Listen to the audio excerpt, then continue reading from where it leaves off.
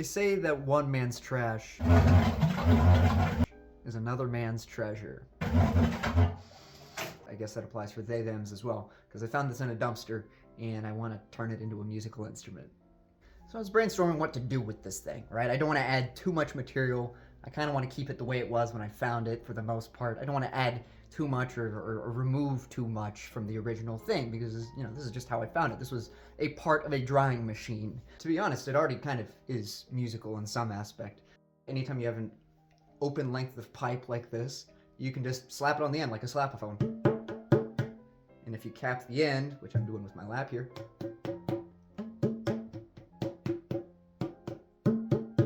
so you get a little bit of variety there, but not super interesting. Another thing you can do with it, other than slap the ends, is you can buzz into it like a didgeridoo.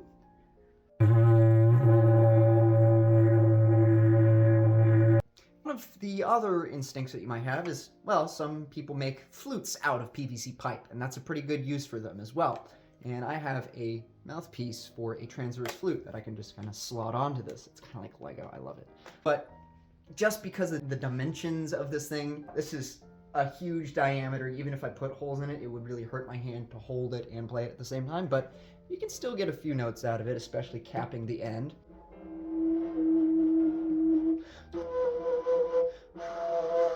So what can I do to change that and to maybe make it sound a little more like a piece of industrial equipment? And I noticed the coupler at the end here. You'll notice it has a very smooth top to it, and it's a little wider on this rim than it is on the inside of the pipe. And so what I'm gonna do with this is I'm gonna turn it into a foghorn. What's cool about them is you can mess around with the foghorn membrane. So what I'm gonna do is I'm gonna take a balloon and tape it around the end of this coupler and use a smaller piece of pipe to blow into it. I don't know why I over-explained this. And as I'll be able to mess around with my fingers on the rim of this to kind of constrain it to different modes of oscillation. You could even put water inside of the pipe and use that as a way to kind of modulate the tone. So we'll explore that. It really is a truly straightforward process to getting this thing done. You just snip off the end of a balloon like that.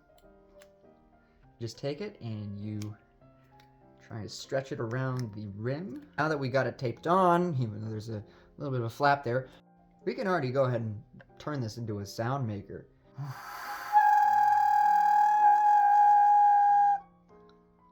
So it's kind of obnoxious, but it's going to sound a whole lot cooler once it has all of this air cavity going through it.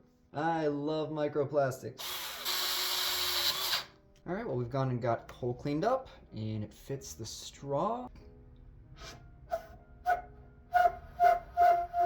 It's really inconsistent, and I think that's because if this is on the edge, you can see that's tilted. So that's gonna let a lot of air out, and we don't want that. The air has to push the membrane out and go around it, and that's what creates the pressure cycles that we hear as sound waves.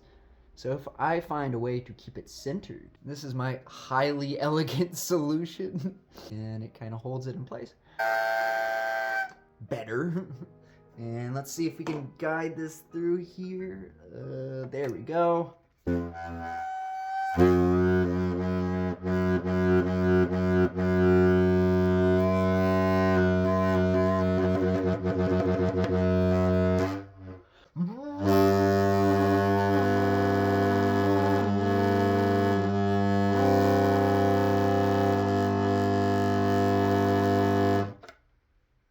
That's why I like foghorns.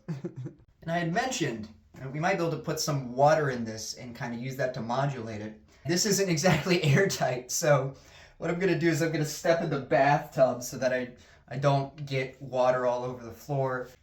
This is going to look really dumb. Oh wow, that's like the perfect size.